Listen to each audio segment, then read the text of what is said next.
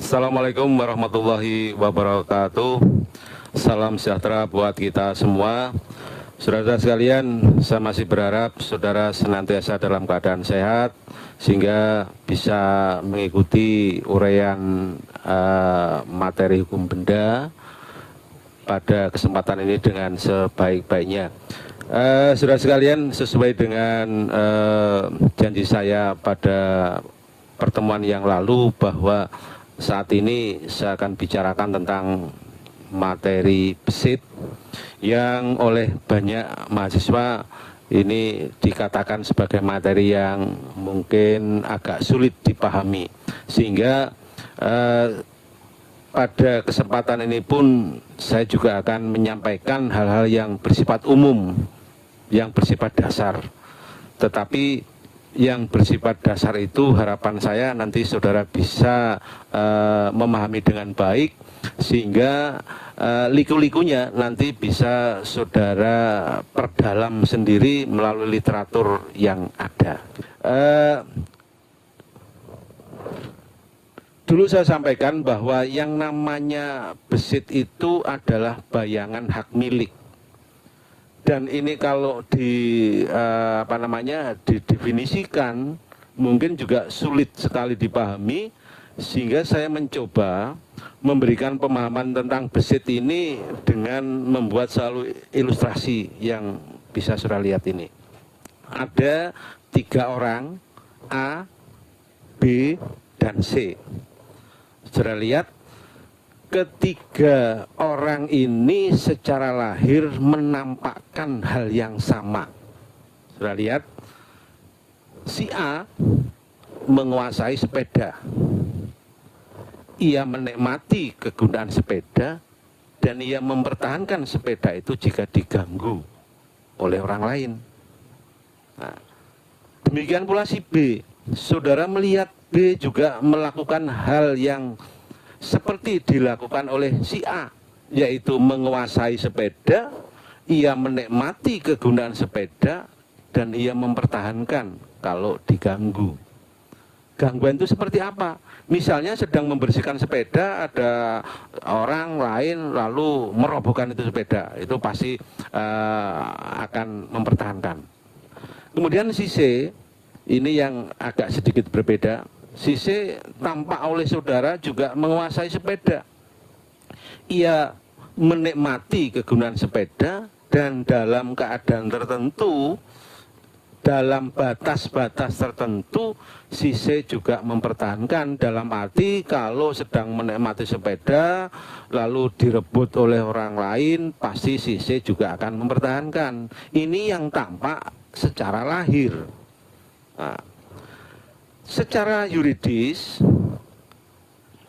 kita melihat bahwa si A ini bisa dikatakan sebagai pemilik sepeda. Jadi hubungan penguasaan A dengan sepeda ini adalah hubungan hak milik. Ini setelah kita lihat secara yuridis seperti itu. Kemudian si C yang tadi tampaknya melakukan perbuatan yang sama dengan A dan B, itu di dalam kenyataan hukumnya ternyata penguasaan C dengan sepeda itu dikatakan sebagai detensi, sehingga si C ini dikatakan atau disebut sebagai detentor. Nah, seperti apa nanti kita jelaskan. Lain lagi dengan si B. Si B yang tadi menguasai sepeda, menikmati dan mempertahankan itu sepeda, ia oleh hukum dikatakan sebagai besiter atas sepeda, sehingga hubungan antara sepeda dengan si B ini adalah hubungan besit. Nah, ini yang nanti akan saya jelaskan. Nah, dari ketiga ilustrasi ini saudara melihat bahwa di antara A, B, dan C ini memperlihatkan perilaku yang nyaris tidak berbeda satu sama lain. Meskipun kedudukan hukumnya berbeda. Si A sebagai pemilik, si B sebagai besiter, dan si C sebagai detentor atau pemegang Ini adalah fakta hukumnya. Fakta sosialnya mereka sama-sama melakukan hal yang nyaris berbeda. Nah, di dalam kesempatan ini saya akan menjelaskan yang namanya besit. Itu seperti apa? Kita lihat bahwa tadi si B menguasai sepeda, menikmati sepeda, dan mempertahankan sepeda. Nah, setelah kita teliti lebih lanjut, ternyata penguasaan B atas sepeda itu ia menguasainya karena mendapatkan warisan dari orang tuanya. Si B adalah satu-satunya ahli waris.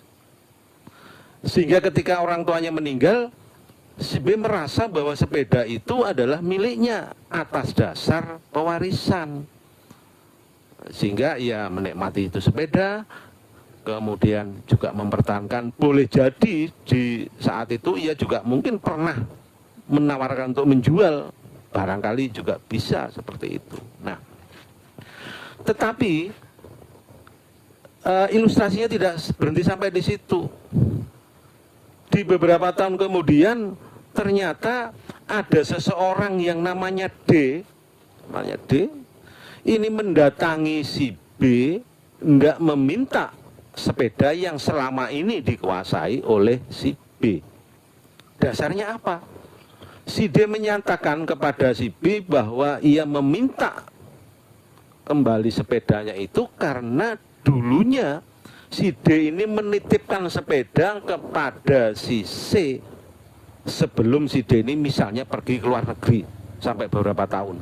Bahkan tidak tahu kalau si C itu sudah meninggal. Sehingga ketika balik lagi, ia teringat menitipkan sepeda kepada C, ternyata C sudah meninggal, sepeda dikuasai oleh si B, lalu ia minta kembali. Nah, oleh karena secara yuridis si D bisa membuktikan adanya penitipan sepeda kepada orang tua si B, yaitu pada C, maka secara yuridis si B adalah pemilik, sehingga ia punya hak untuk meminta kembali benda yang namanya sepeda itu dari penguasaan si B. Nah, ini ceritanya seperti itu. Nah, dari cerita seperti itu, dari ilustrasi seperti itu, maka hukum memberikan suatu status hukum pada si B, yaitu sejak penguasaan B atas sepeda mulai dari pewarisan sampai diminta oleh si D, maka kurun waktu itu penguasaan B atas sepeda itulah yang dinamakan penguasaan besit. Sehingga B dalam kurun waktu sejak pewarisan sampai dengan Desember 2019, ia kedudukan hukumnya sebagai besiter. Nah, jadi pada kurun waktu itu B tidak merasa menjadi besiter, ia merasa jadi pemilik. Itulah yang saya katakan bahwa kedudukan B selama menjadi besiter ini adalah bayangan dari seorang pemilik. Ia melakukan perbuatan-perbuatan layaknya seorang pemilik. Nah, tidak ada bedanya. Tetapi setelah dibuktikan secara yuridis, ternyata penguasaan sepeda oleh B ini bukanlah penguasaan sebagai hubungan hak milik, tetapi besiter. Jadi ini mengenai pemahaman mengenai besit harus saudara kuasai sampai di sini dulu. Nanti sebelum saudara memahami hal-hal yang lebih detail. Nah, intinya bahwa hukum itu memberikan suatu penjelasan bahwa setiap hak milik itu ada pemiliknya, setiap tagihan itu ada krediturnya, tetapi di samping ada hak milik juga ada besit, di samping pemilik ada besiter. Nah, lalu apa sih sebenarnya manfaat dari pembicaraan besit yang oleh banyak pihak dikatakan rumit semacam itu? nanti akan kita bicarakan di uren berikutnya. Sehingga yang penting pada pertemuan kali ini adalah saya ingin menyampaikan bahwa saudara harus memahami hubungan besit itu seperti apa. Nah, saudara bisa melihat di dalam ilustrasi ini adalah hubungan penguasaan B atas sepeda pada saat kurun waktu pewarisan sampai diminta oleh si D. Nah, kurun waktu itulah yang dinamakan hubungan besit. Jadi itu yang harus dipahami. Baik. Jadi itu yang bisa saya sampaikan sekelumit tentang besit. Ini sebenarnya adalah maksudnya saya sedang menyampaikan perumusan atau batasan tentang besit. Besit itu apa? Seperti ini. Saya tidak bisa memberikan lebih dari uren ini karena saya juga seperti saudara juga memandang bahwa besit ini adalah materi yang rumit. Tetapi dengan pemahaman sederhana ini, harapan saya ini bisa membantu saudara nanti untuk bisa memahami hal-hal lain yang terkait dengan besit. Baik saudara, ini yang bisa saya sampaikan.